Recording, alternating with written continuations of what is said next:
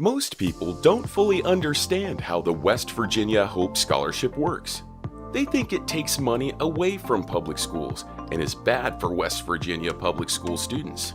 This short video will explain the truth about the Hope Scholarship, with data and information supplied by the West Virginia Department of Education, PEIA, Education Next, West Virginia Metro News, West Virginia Public Broadcasting, USA Facts, and the National Center for Education Statistics.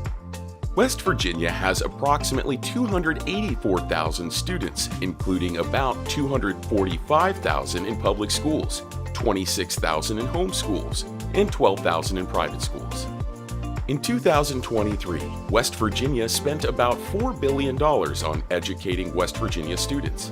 $4 billion is nearly $14,000 per student, with about 47% coming from the state government, 34% coming from your local government, and 19% coming from the federal government.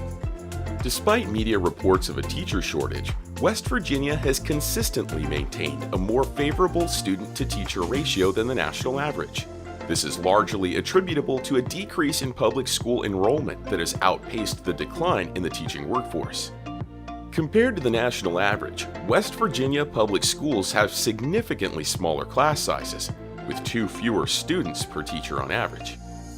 The teacher attrition rate, the percentage of teachers who leave public school teaching each year, has averaged approximately 8% over the past 4 years. This equates to about 1,300 West Virginia teachers annually. We are told that there are about 1,500 current teacher vacancies in West Virginia. According to the West Virginia Department of Education, West Virginia currently has about 18,711 contracted classroom teachers. According to the Department of Education, those 18,711 teachers have an average base salary of $54,000 and another $12,000 in benefits such as health insurance and retirement. In early July, West Virginia State Treasurer Riley Moore estimated that with the full implementation of the Hope Scholarship in the 2026-2027 school year, West Virginia could have as many as 50,000 students taking advantage of the scholarship, and could cost $250 million. But that's not an additional cost, just a reallocation of current money that helps all West Virginia students. Here's how.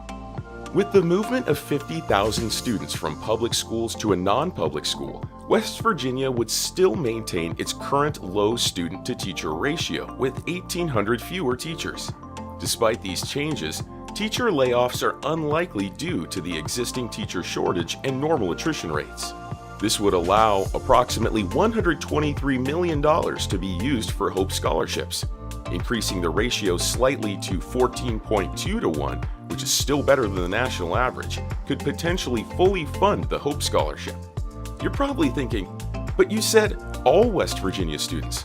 How does this benefit public school students? There's also good news for the parents who want to keep their children in public schools.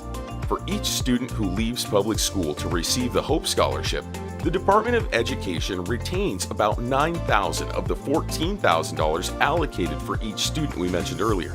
With 50,000 students opting for the scholarship, this means $450 million remain with the Department of Education for students they don't have to educate.